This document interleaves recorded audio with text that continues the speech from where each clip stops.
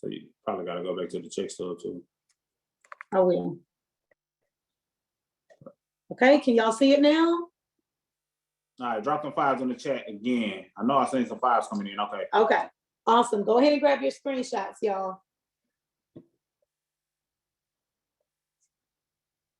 Screenshot.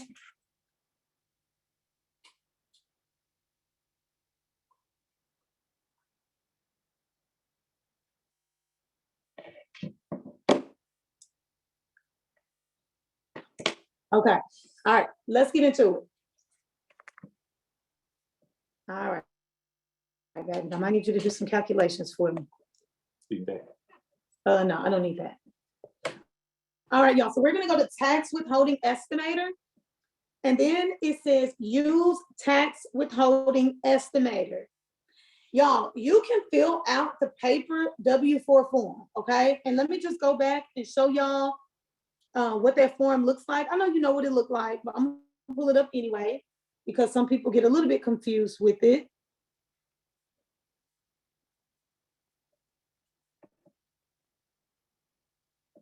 Can you see it? Yes. Okay, so this is what the 2023 W-4 form looks like. They did make slight changes to the form compared to last year. So you can fill out the paper form by itself, but a lot of people get really confused. Like on step number 3, where it's telling you to multiply qualifying children by 2,000, then the number of other dependents by 500. Some people get just really confused with the paper form, especially when they make it to step 4. So the IRS created a tool called the tax withholding estimator.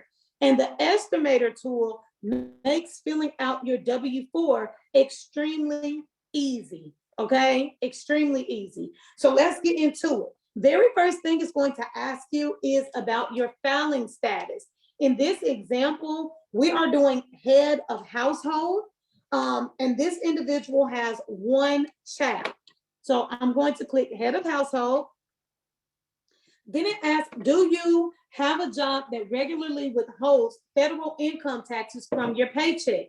Yes. Select any that applies. I will be 65 or older on January 1st. I am blind. I can be claimed as a dependent on someone else's tax return, or I plan to claim dependents. I'm going to select I plan to claim dependents on my tax return. And then I'm going to hit next, and we are going to go to step number 2. Does anyone have any questions about step number 1? Any questions about step number 1, about filing status, or why we selected that final box? Or can I keep going? Say keep going in the chat if you want me to keep going.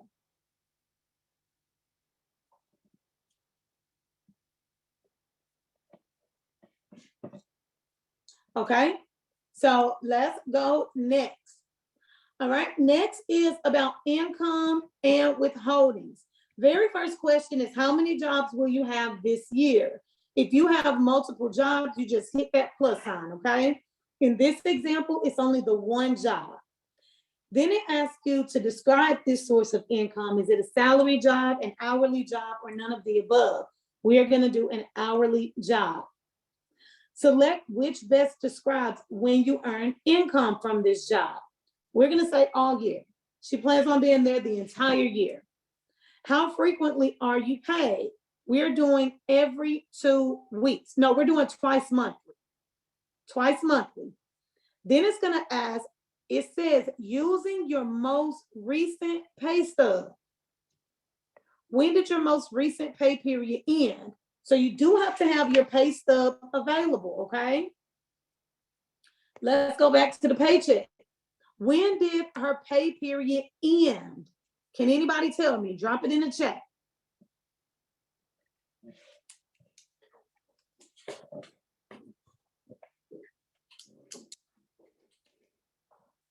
Okay, I'm looking at the chat, and guys, we want to make this interactive because keep in mind, you're gonna have to do this on your own.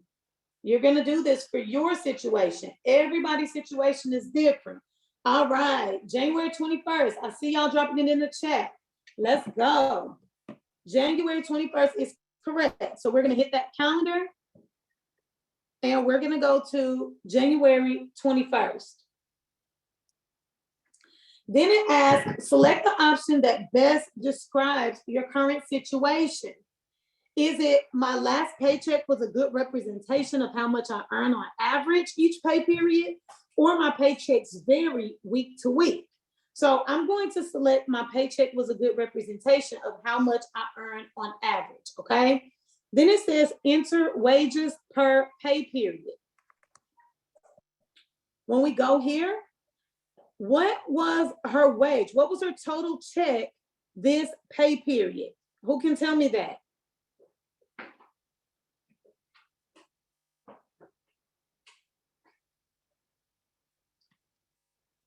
Okay, I have the paycheck up. You should have it up.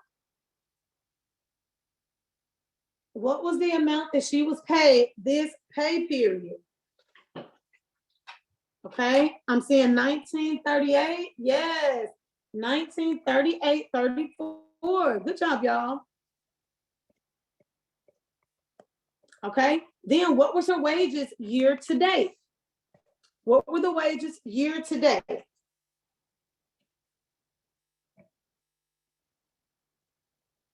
And I'm just giving y'all a few seconds to type it in the chat. All right. Oh, y'all are dropping them. 38, 76, 70. Correct. Okay.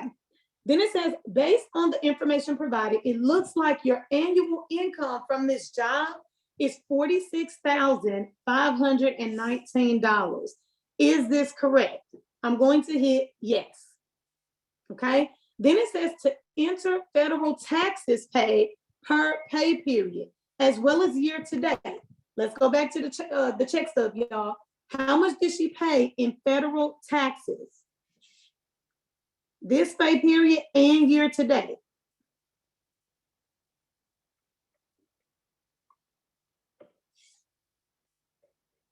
Okay, Katina said 376.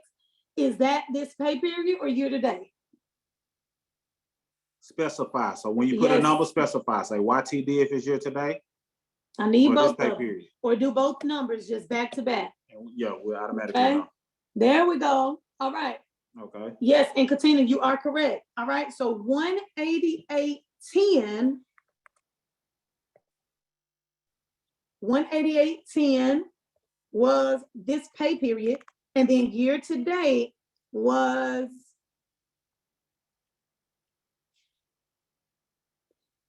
$376.20.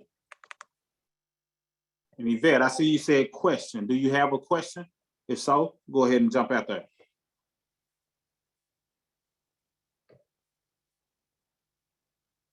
Let's finish up this step and then we'll open it up for questions. Give me 1 second, Yvette. Okay, it says select any that apply for this job. I contribute to a 401k, I contribute to a health insurance plan, HSA, FSA, I am getting a bonus, I got a bonus, or none of the above. Let's go back and look at the check stub. Okay, I do off top see a 401k contribution. Do y'all see that?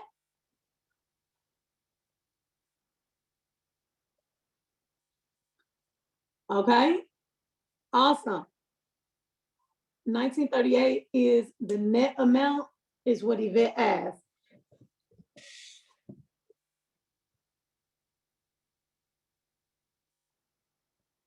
Oh, yeah, we did do the net. Let me switch it. Yeah, that was a good catch. Yes. Let's go back, y'all. That was my fault. Good interjection. Yeah. I had a feeling I had a feeling your question was appropriate. So I'm glad you typed it in there. Okay, so let's go back. So her wages this pay period, y'all, actually was $27.88.40. Was it 40 or 90? Let me go back. 40. 40, okay. And then wages year to date was actually $55.76.80. Good catch. So actually, yes, my fault. Actually, that means she's making about $66,000 per year. $66,921. Okay, you always use the gross, not the net. Thank you so much for that catch, Yvette. Okay, even on your cell phone, Yvette, you should be able to zoom in. So try to zoom in on the paycheck stub. Okay, so let's keep going, y'all. So we got federal taxes, year to date and this pay period. We got that you contribute to a 401k. That amount was $83.65. And year to date, it was $167.30. Then, do y'all see anything else? It also says I contribute to a health insurance plan, HSA or FSA. Let's see if that's on the check.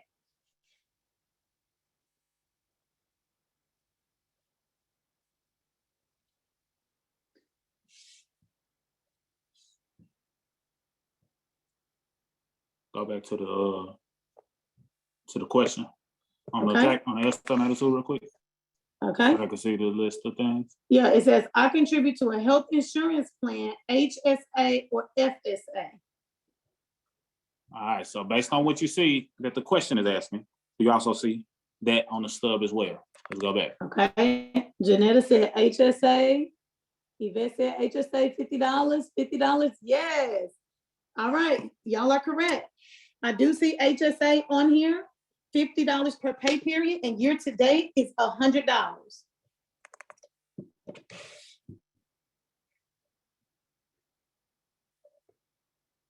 All right, look, y'all came ready today. I love it.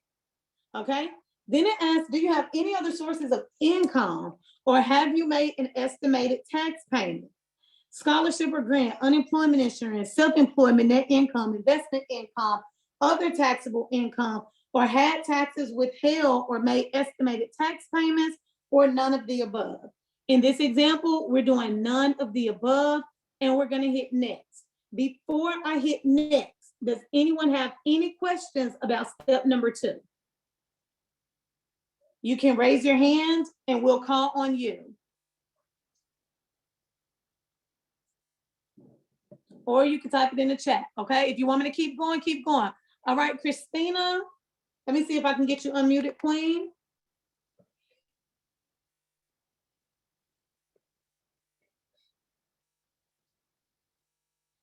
All right, Christina, it should allow you to unmute. Go ahead and ask your question. Good evening, everyone. So my question is that, okay, so I work for the federal government, right? So I did pull from my 401k, my TSP. So that is coming out of my paycheck each month, but they're still pulling to match my 5% that I have put back into it, if that's making sense. So how would I put that into the calculator, the estimator? Good question. I would put the 401k portion that is a part of the original amount, not the payback amount. Mm-hmm. So if you're paying back $150, but the original amount they take is $100, just calculate the $100. Because the other portion is a payback, and I don't want it to offset your taxes when it's time to file taxes too much. So keep it simple. Just only put in what your original contribution is without the payback. Does that make sense? Yes. And then, so that would be like the same thing with, because again, like with what I get paid per pay period, but of course, because they take out what I owe back into my TSP. So would I put what I am normally paid, or I'll go ahead and put what I am currently getting paid because of that TSP being taken out? You'll be putting in your gross still.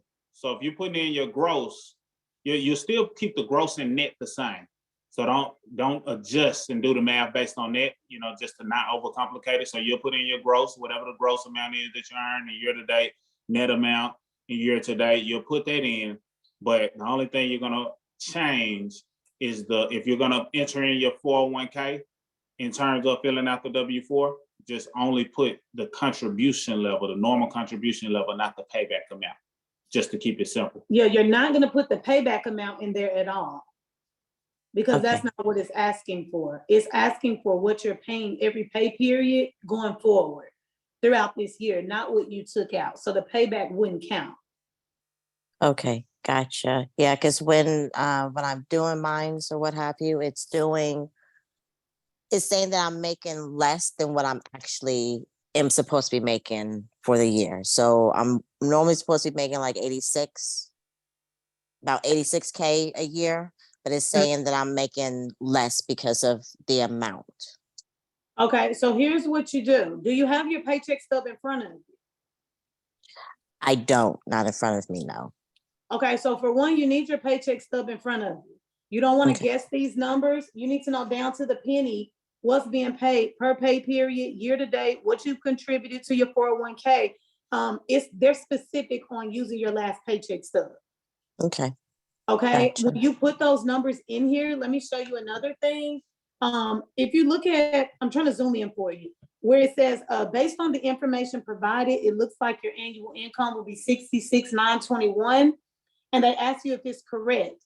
If that amount is smaller than what you make, hit no. That amount isn't correct. And then you manually type in what you make every year.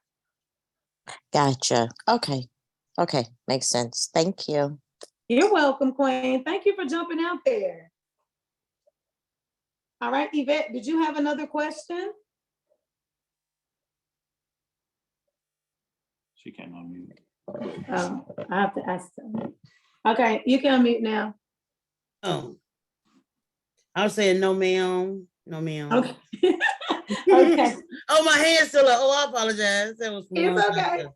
All right, It's I okay. apologize. All right, I'm good. All right, y'all. So I'm looking in the chat. All right, so I don't see any other questions. Let's go on to step number 3. All right, so we're gonna hit next. Now, the next thing is adjustments to income. In this example, we're not gonna do any adjustments to income, but we will kind of explain to y'all what that is. So basically, it says adjustments reduce the amount of your income subject to tax. Many taxpayers don't have large enough adjustments to income to have a significant impact on their tax obligation. So it wants you to select any adjustments to your plan to the income that you plan to make when you file your 2023 income taxes or go to the next step. Now, you look at these items and you determine if you think these things apply to you. If you're not sure, but you think it could apply to you, you can always hit that question mark on the end and it'll elaborate. So if you think student loan interest deduction may apply to you, hit that question mark and elaborate. If you think educator expense deduction may apply to you, hit that question mark, it'll elaborate.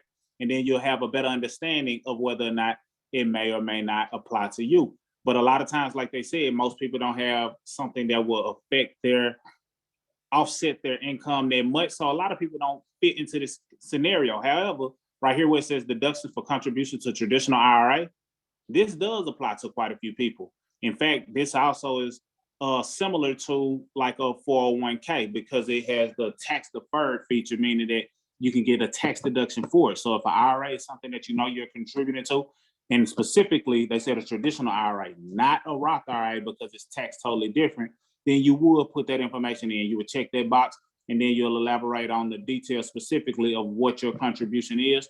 So that way they can offset your results based on what you put in. But we're not going to put anything on here. We just want you to know that they give you a list of things. And of these things, read it, see if you think you might qualify for it, hit the question mark, it'll elaborate, and then it'll let you know what the adjustments entered are. Right now it's $0 because we haven't entered anything. So basically, we'll just leave it at that and hit next. Real simple. You know, most people don't fit this scenario, but I just wanted to let you know this. And then we'll get into some other things as well as it relates to itemized versus standard deduction. That's not this part, but that's what's next. So standard or itemized deduction. Now, standard or itemized deduction reduce the amount of your income subject to tax as well. The standard deduction amount is calculated based on your selections on step 1.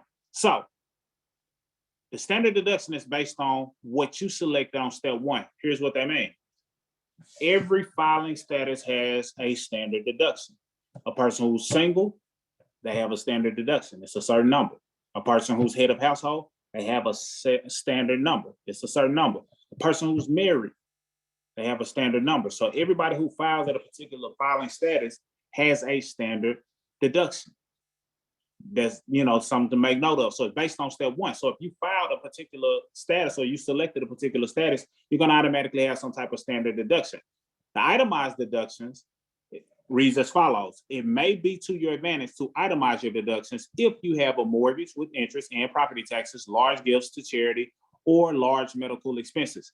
Emphasis on the word large, because the number that you itemize has to exceed, meaning be more than the standard deduction. In most cases, that's not going to be the case. So as you can see, this person who's filing head of household, it says you qualify for standard deduction of $20,800. Then they ask, would you like to itemize your deductions or take the standard deduction? Most people take the standard deduction. They're just reminding you of that.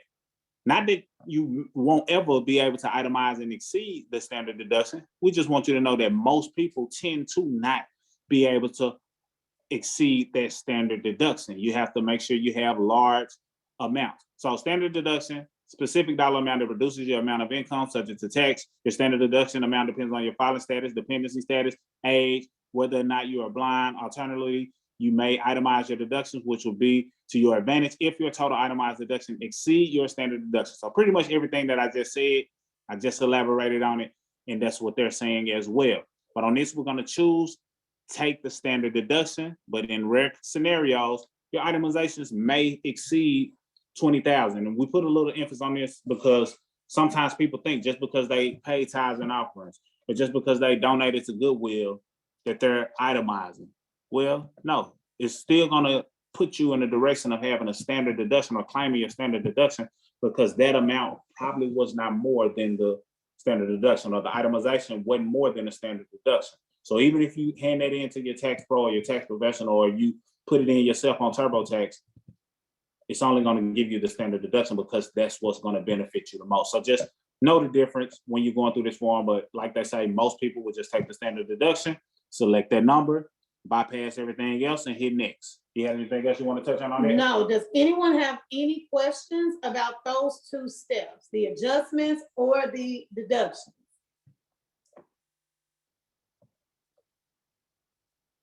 Okay, if you want me to keep going, just say keep going in the chat.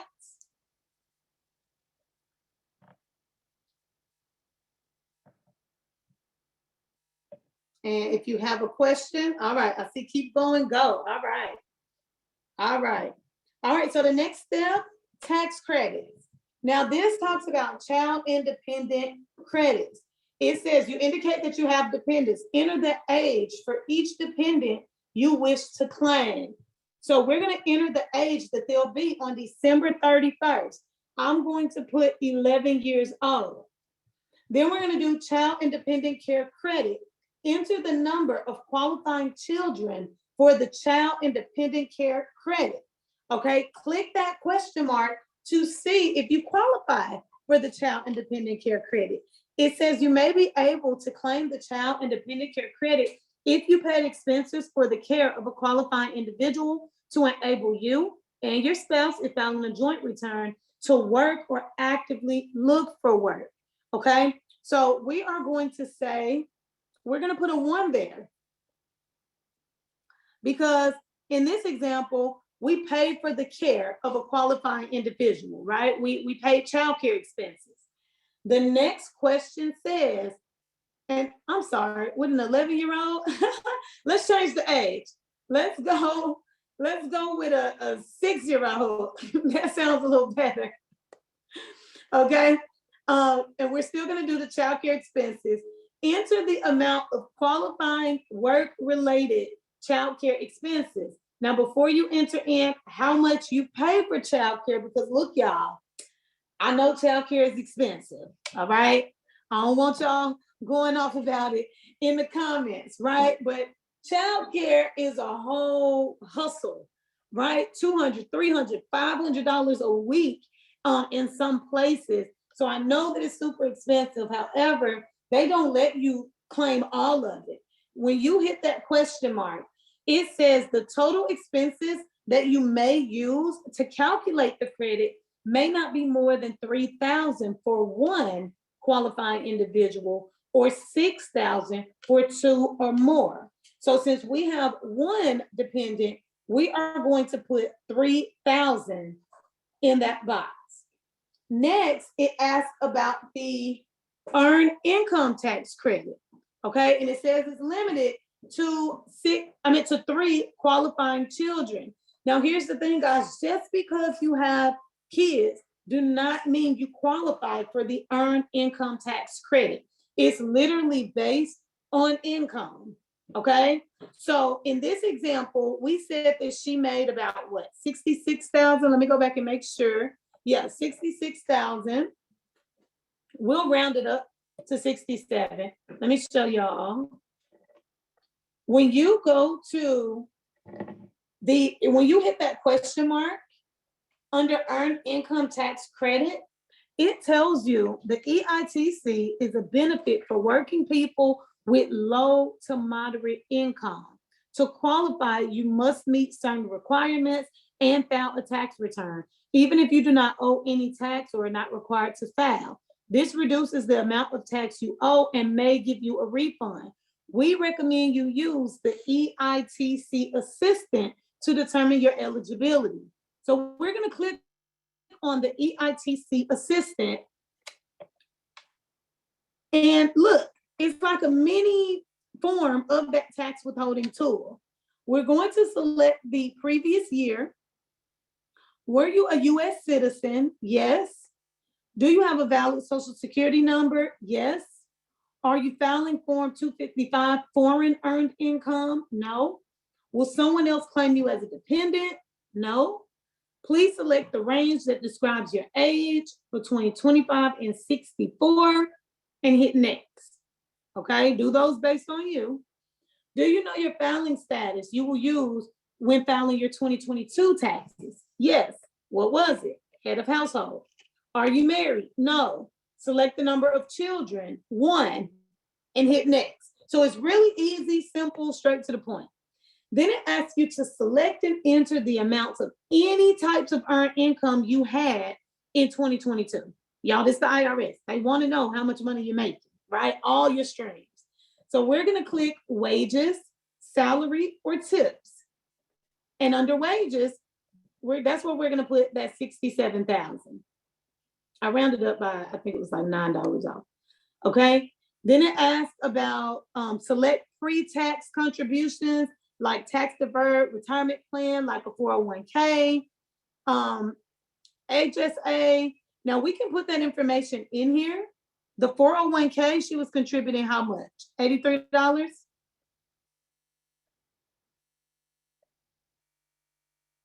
And then the HSA, I remember, was $50.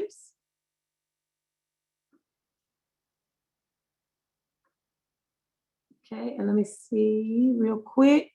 Under the 401k, they give you some examples, cash or deferred arrangements. Okay, so I'm going to close that up. Okay, then it asks some other questions.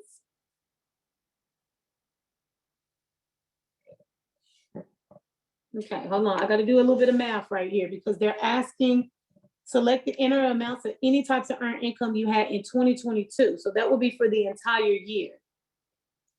Okay, so let's do some math real quick for the 401k, because it's 24 paychecks a year, 2 times a month. So What you trying to calculate? the 401k, the contribution for the entire year. I was just talking about the income though for the entire year. Right, but it says select pre-tax contributions and 401k. Okay. Yeah, you're gonna do the total of that. Yeah, we're doing Okay. that, the total for the year. Okay, she was contributing $83.65. If she does that every paycheck, which is what she has set up right now, that's $2,007. Okay, then with the FSA, same thing. We're gonna take that 50 and divide it by 24. That's $1,200. Okay, none of these other things apply So we're gonna leave all of these unchecked. And look at what it says. Your AGI is 63,793. You don't qualify for the earned income tax credit. You do not qualify. So we're gonna go back to the estimator, and where it asks about the earned income tax credit, we're gonna leave that at 0. Okay, y'all? It's time for us to go to the next step, but if you have any questions, unmute. Raise your hand, we'll unmute you, or you can type it in the chat. Do you have any questions about what we did here with the child independent care credits or the earned income tax credit?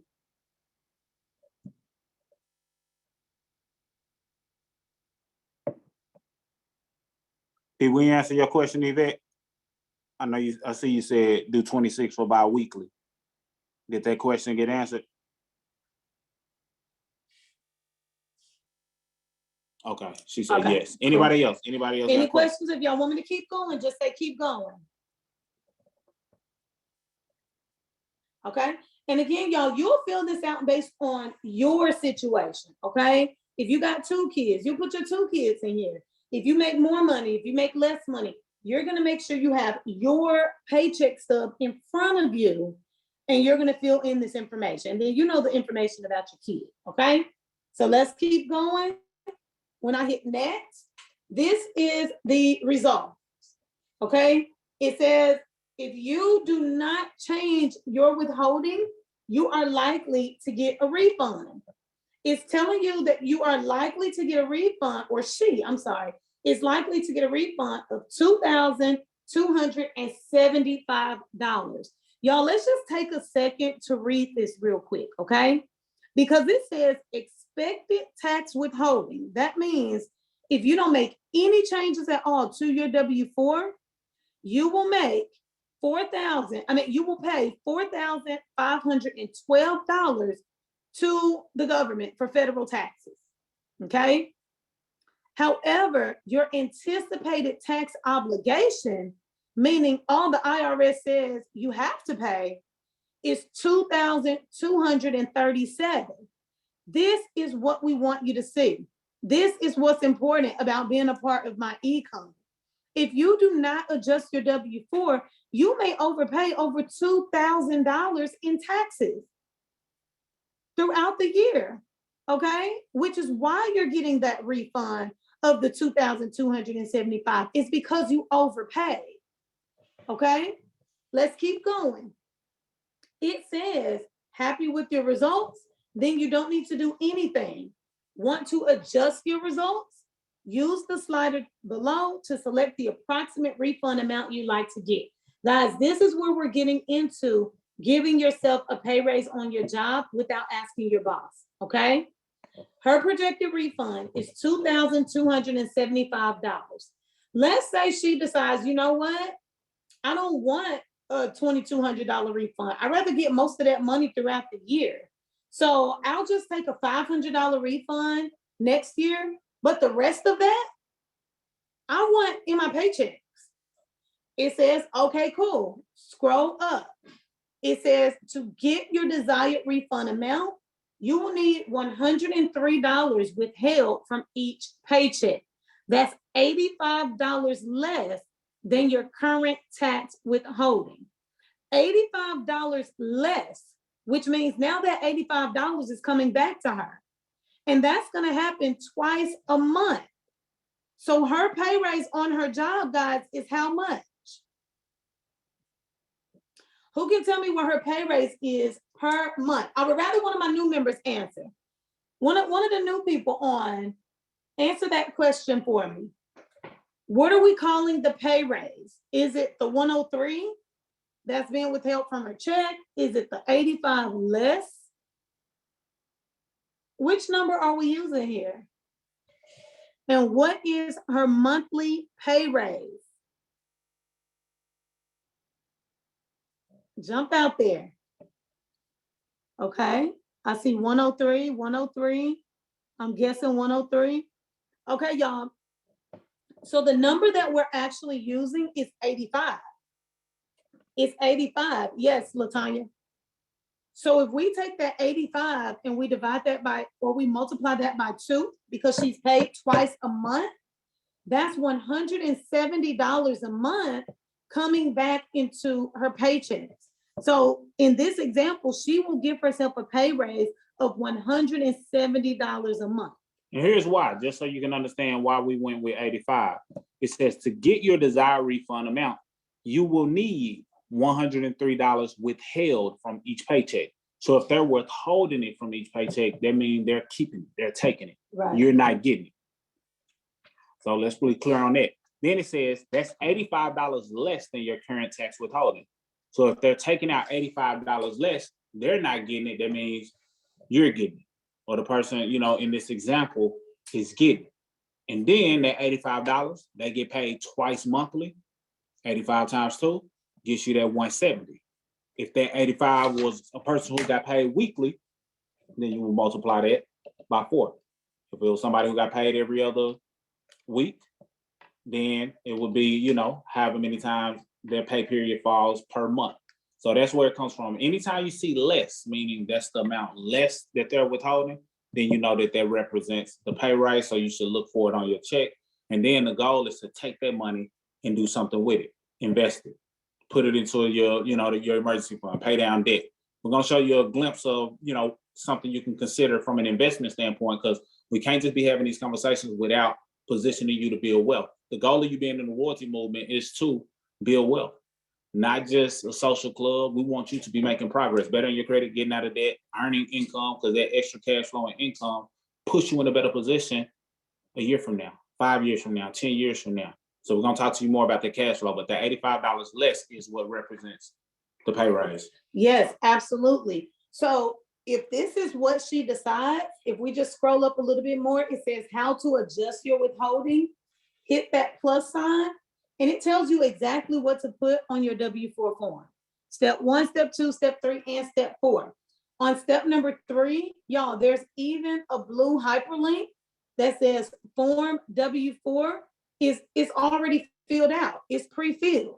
So when you click that link, if you scroll up, they already have your number calculated on step number 3. Do y'all see this? They have that number already filled in. That's the only number that needs to be on the form. Leave everything else blank. And then you're going to sign it and date it. Put in your personal information, and you're going to hand this in to your employer. I mean, it's literally that simple. If you decide, hey, I want more of my money or I want less of my money, you're going to slide this tool. Nothing is set in stone until you print off that W-4, you sign it, date it, and hand it into your employer, y'all. So just by plugging your numbers into the tool, nothing is going to change.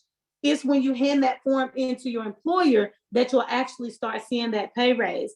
Guys, if you decide that you want a portion of your money throughout the year or all of your money throughout the year, and you start getting that pay raise on your job, please let us know, okay? Hit us up if you're not following us, or not following us, if you're not friends with us, because we friend all of the team, y'all. We'll delete whoever we need to delete to make sure we're friends with the royalty movement. So if you're not friends with us, send us a friend request, Marcus Angela Smith. And you're going to see we do all types of credit and W-4 education all day long. Okay, so follow us on that page, friend us on that page. And if you get a pay raise on your job, please inbox us. Let us know you're a part of the royalty movement and you're now getting a pay raise of $170, $300, $500. We've seen over $1,000 coming back into people's household per month. We want to recognize you. So we're going to put your face on a banner. We're going to type that up and we're going to blast that all over social media.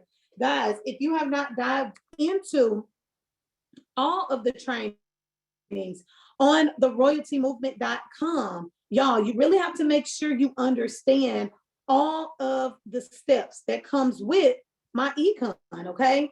It's bigger than credit. It's a full financial blueprint for you to become financially free. When you go to theroyaltymovement.com and you watch these lessons, See, we have a lesson. Lesson number 1 is how to properly fill out the W-4. So it's the same thing that we just went through. Step number 2 talks about how to fix your credit. Lesson number 3 is how you're going to apply the cash flow. So it's so important. Guys, on lesson number 3, it is an 8-step financial plan to make you financially free. Step number 1 was adjusting that W-4 and increasing your cash flow as much as possible. Because step number 2, we want you to set up your beginner's emergency fund. That is a minimum of $3,000. Think about how fast you can do that if you're getting your money throughout the year. Most people wait all the way to the next year and they say, oh, I'm gonna put a little bit aside for emergencies. Well, why did you wait a whole year to get that done? You should be stashing a little bit every single time you get paid, right? And with this extra cash flow, you can do just that. These 8 steps not only teach you about the beginner's emergency fund, but also how to start investing, right? How to pay off your home, how to become debt-free, when to start paying off your debt. So we're teaching you the proper way to become financially free. Make sure you're following the lessons in order. And then if you decide, look, I just need more money. I need more money. Step number 5, we talk about ways that you can get in position to make money. Again, y'all, we have a referral-based model. If you refer anybody to my econ, you have your own website. They will enroll with your website link. And when they enroll with you, you get paid. You can get paid every single week, every month, residual income. So it's a really good stream of income, and you can apply that to becoming financially free. I don't know about y'all, but I'm super, super serious about my goals. I'm super serious about becoming debt free, making sure my credit stays in the 800s, the high 800s. I'm super serious about the goals that I set for 2023. So we want y'all to be the same way. It's only $39 a month and you get access to all of this. And the credit system, if you haven't seen it, it walks you step by step through fixing your credit. You're only paying $39 a month for this. So take advantage and get a return on your investment. Okay, that's all I got. All right. Do y'all have any questions about the W-4? Any questions? We're a little bit above the top of the hour, so I'm gonna keep my segment brief. I just want to mention an investment that was mentioned before, but I think now is a good time to revisit that conversation, because we want you to be building wealth, like I said, not just tapping in, tuning in, social club. No, we want you to increase cash flow because we know that can help you build wealth. All right, questions going once. If you have any questions, raise your hands. Okay, I'm assuming that that all made sense.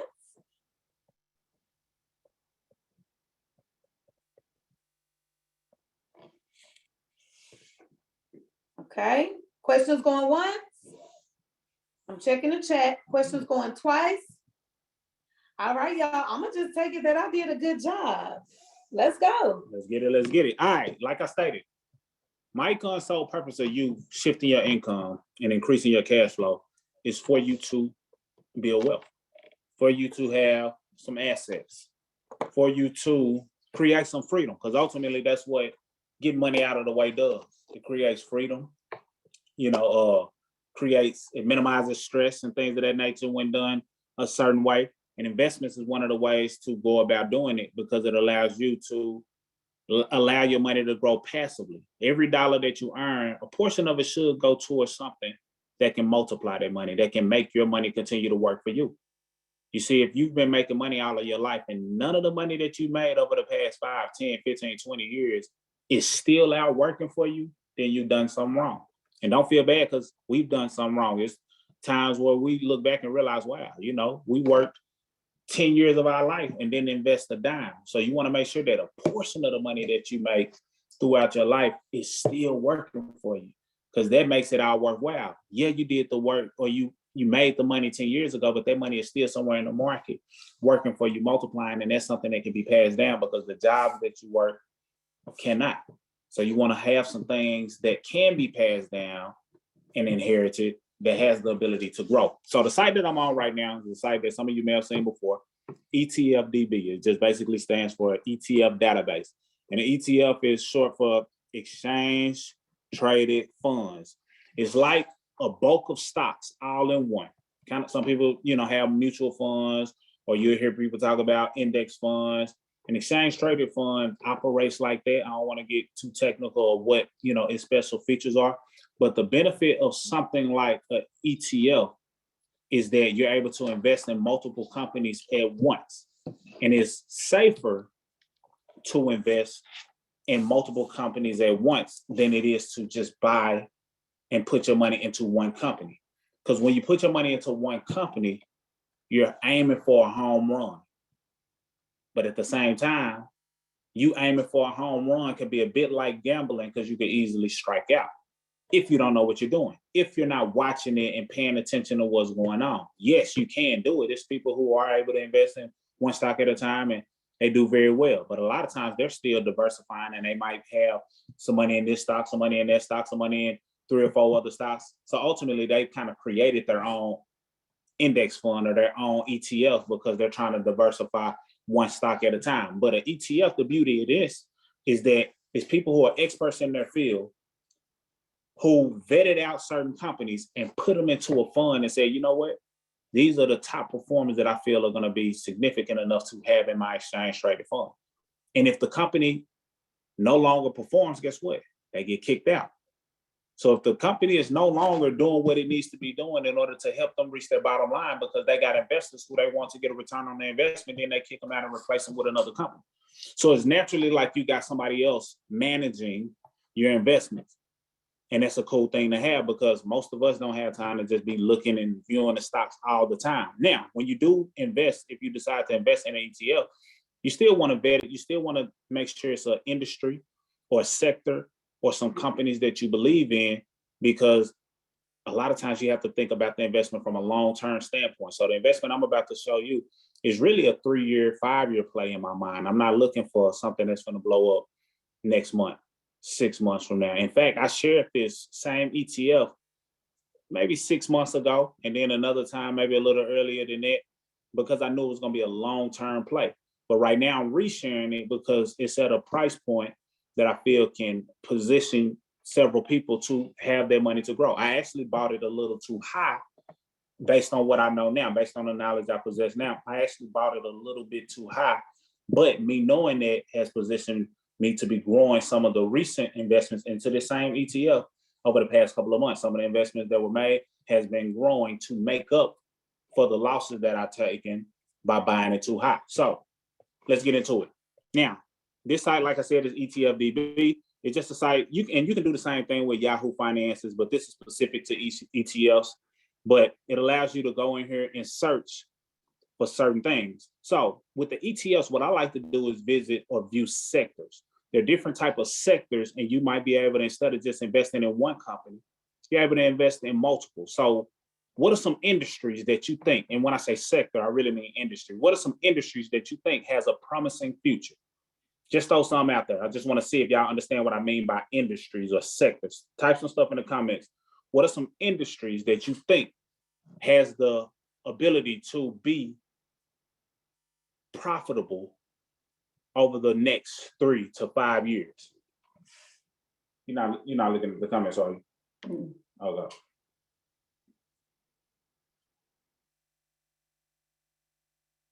Okay, somebody said Bitcoin. So you're talking about crypto. So we say Bitcoin, that's just like picking one stock. So if you just put your money in Bitcoin, that's like picking one stock. That's not an industry. Insurance, okay. It's the same as ground floor, vaccines. So when I say industry, instead of saying vaccine, you'll say medical. Because medical can be any and everything. Right. It might be the vaccines, but it might also be pills. It might also be Walgreens, pharmaceuticals. It might be Amazon, because Amazon is stepping into the medical space. So think broad. Health, okay, perfect. Technology, that's a sector. Cheryl, you're absolutely correct. Technology, yes. Health. So these are some things. Microsoft and AT&T, those are specific stocks. So when I say industries, I'm talking about cannabis. I'm talking about artificial intelligence. I'm talking about technology. You can get more specific, because technology can be broken up in a couple of spots. It can be artificial intelligence. It can be robotics. It can also be 3D printing, you know what I mean? And you can break it down in those sectors. Gaming is an industry. You know, fuel is an industry. Right. So that's transportation. Okay, things of that nature. Yeah, there we go. So, but the industry that I'm talking about is in the technology industry, and it's really centered around some artificial intelligence and some metaverse, the future of the metaverse, but it's companies that you're familiar with. And the reason why that's important is because a lot of these big companies are playing to win, and they're putting all their money on the table. And if it's another company that they feel has the ability to take over, they just a lot of times buy them out. And they make sure that they somewhat stay relevant or stay at the top. So this is the ETF that I want you to, do your due diligence on. I've been talking about it for a while, and I'm still talking about it because I'm still investing in it. Made an investment in it yesterday. Still investing in it because I believe that it has potential. But I want you to see the top, or see how to go about looking at these ETFs. So I just typed in the ETF. The stock symbol for this is METV. When I first bought into this, and when I first shared this with Royalty, the symbol was actually META. And then shortly after they released that META as their symbol, Facebook changed their name to Meta. So Facebook took that symbol and they had to switch it to METV. So that's what made it change. Facebook, big dog them and pretty much took over that symbol. But it's okay because the same companies that were in it initially are still in it. Nothing changed about it. But it's centered around the metaverse. And the metaverse is something that's futuristic. It's kind of ahead of its time, which is why I'm not looking at this as something that'll grow three months from now. I'm looking at this as a 3-year play. However, it has the ability to grow in a shorter amount of time because a lot of this information, a lot of things that are centered around the metaverse is also tied into artificial intelligence. And artificial AI has been growing, or the conversation around AI has been growing like crazy over the past just 30 days, 60 days. So you understand the power in it. So when you're in these ETFs, one of the things you want to make note of is what companies are in the ETF. If you want to know what companies exist inside of an ETF, you just go to the holdings. So all I did was search METV. I knew the stock symbol. And you can search by industry and discover some too. If you want to look up some in robotics, that same place I put in the search, you can type in robotics. If you want to look at technology, you can type in technology, and it'll give you a list of ETF symbols for you to consider that has some pros managing these funds. But in this particular one, you type in METV, you click on holdings, and you can see the top 15 holdings in this ETF. And the ones that are listed at the top lets you know how they're weighted. So basically, the top one you'll see is NVIDIA.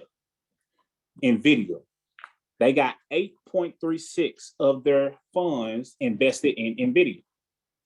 So if you know that, then you know that NVIDIA has the ability to move it. If NVIDIA is doing good, it has the ability to make that ETF rise in price and value.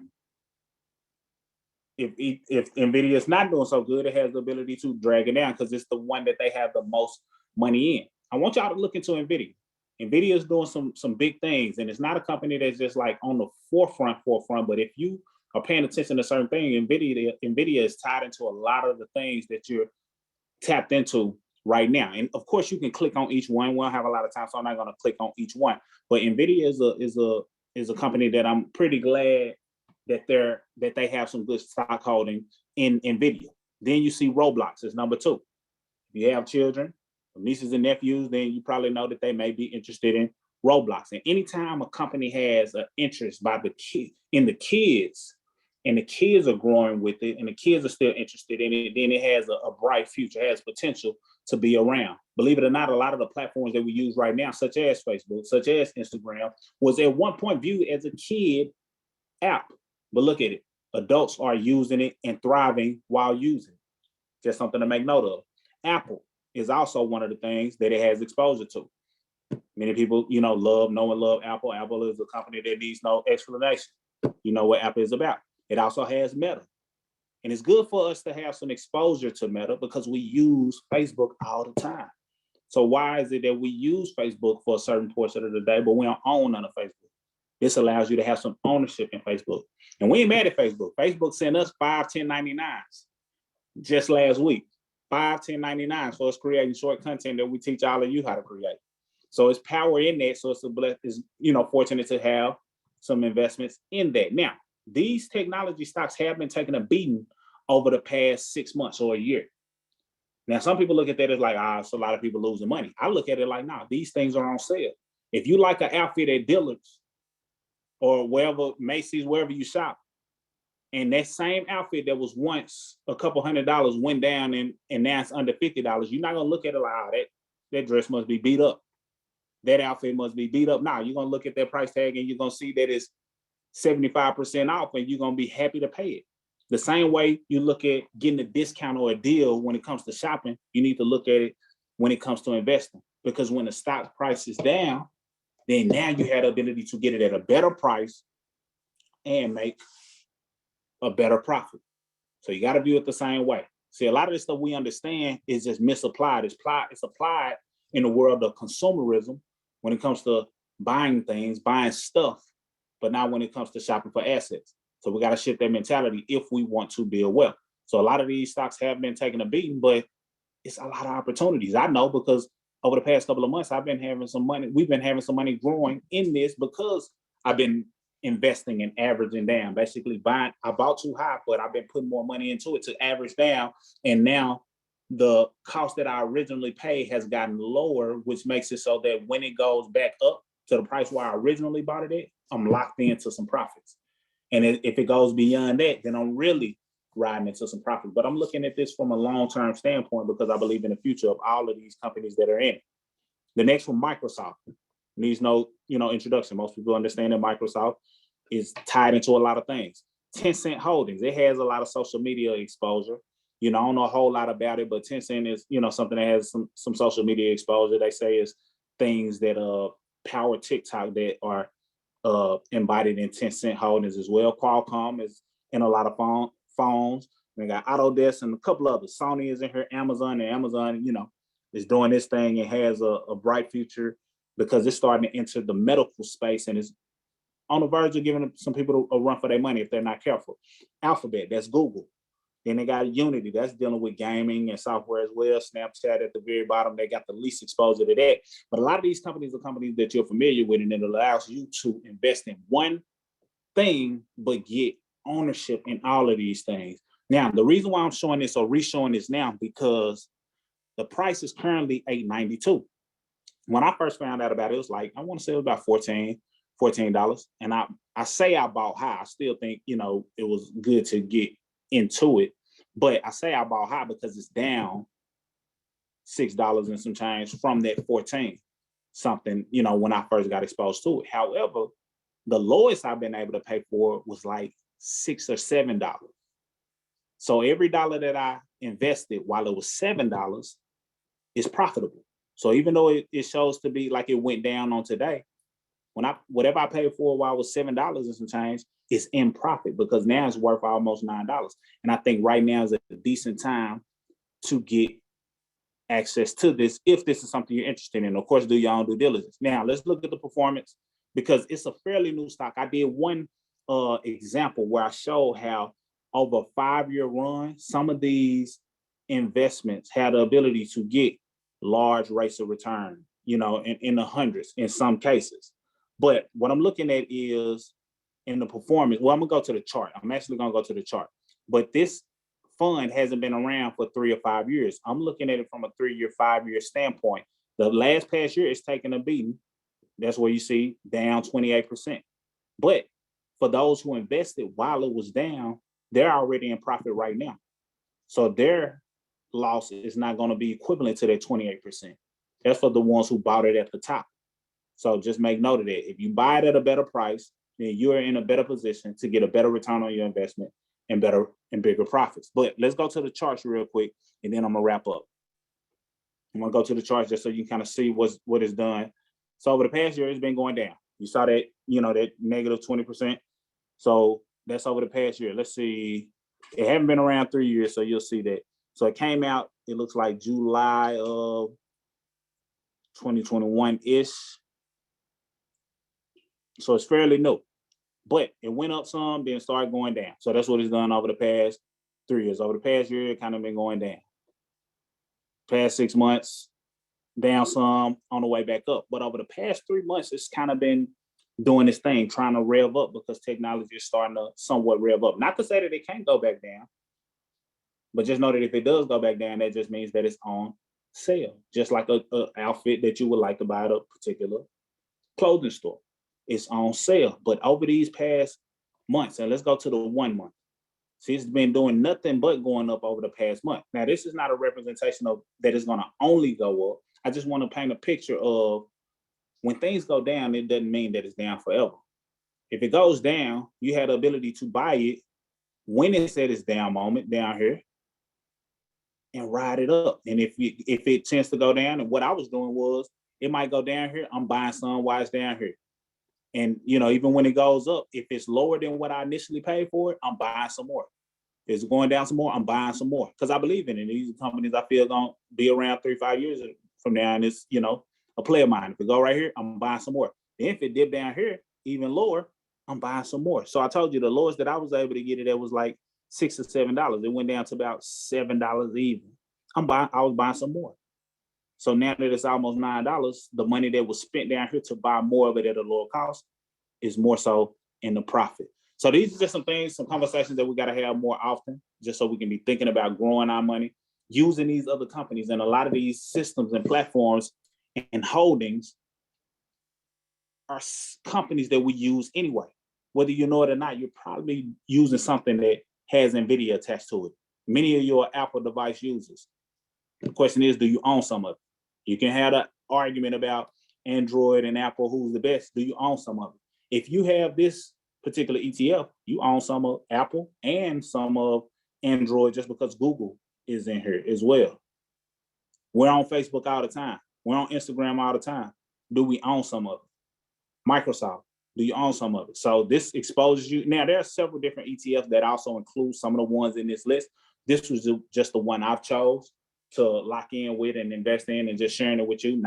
This is not financial advice. I'm not a financial advisor, any of that. Just here to let you know that, hey, there's some opportunities out here of things that we're already using that could be profitable. And it may be an opportunity for you to turn some of your excess cash flow or cash flow that you're able to generate through the strategies that we teach and talk about, and use that money to build wealth. Because ultimately, that's what MyEcon was created for. So let me know if you got any questions. We'll wrap after that. You know, I just wanted to share that with y'all because see some opportunity in it, but I want you to do your own due diligence.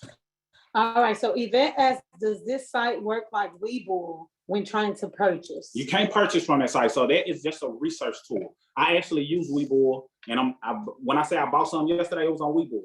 It was on Webull, but that is just a research site. So just like somebody might use a Yahoo Finance or, you know, any of the other platforms, I use that when I'm looking specifically for ETFs because, you know, I find it to be user friendly, and it was somebody that I got a ton of respect for in the investment world referenced that site as a good place to look at ETFs, and I haven't looked back. That's the only one I look at. Now, you can do some of that same research on Yahoo Finance. Just find whatever works for you. That's the one I choose to use, but you can't use that site. And I'm glad you asked that, because somebody I was talking to said, hey, I went to that site you gave me, but I don't know how to invest. I don't know how to, you know, set up a buy stock. You can't buy directly through that. It's just a site to research, look at certain things, do your homework, see, okay, who's the founder of this company? Who runs this? Because sometimes that's a clue. If you know that this person has taken a company to a high level, but they also are now the new CEO, or they are now running this particular company, then you know that they got a track record for doing great things. Just like Elon Musk, I give this example. He was a part of the growth of PayPal. A lot of people didn't know that, but some who did followed him when he started doing this thing with Tesla, caught on to him early. They was like, okay, if he was able to take PayPal to that level, Tesla might have a bright future. And a ton of people made a ton of money in Tesla. And then, you know, now anything that he does, a lot of people are trying to attach themselves to it because of his track record. So that ETFDB site can allow you to find out certain nuggets like that can make you a better, a smarter investor in terms of the possibilities of certain companies. Great question, Yvette. Yes, awesome. All right, I don't see any more questions. All right, y'all, and we apologize for keeping y'all over. I don't see any hands up. So we're gonna go ahead and close it out with the mission statement. Listen, I hope that y'all gained a lot of knowledge. If you did, real quick before you hang up, drop that in the comments. if you gained a lot of knowledge, if you learned something about the W-4, about investing, you know, just drop it in the comments. I see somebody said very good information to know. Thank you. Thank you so much, Queen. That was Paula Williams. Thank you. All right, Shanice said, thank you. You're welcome, Queen. All right, y'all. So what we are about to do is we are going to transition. All right, I see the comments. Lily's Katina, thank you, thank you. All right, Yolanda, we need more investment classes. All right, that's what she wants. Okay, Okay. I love it. cool. And y'all, he would love to do it too.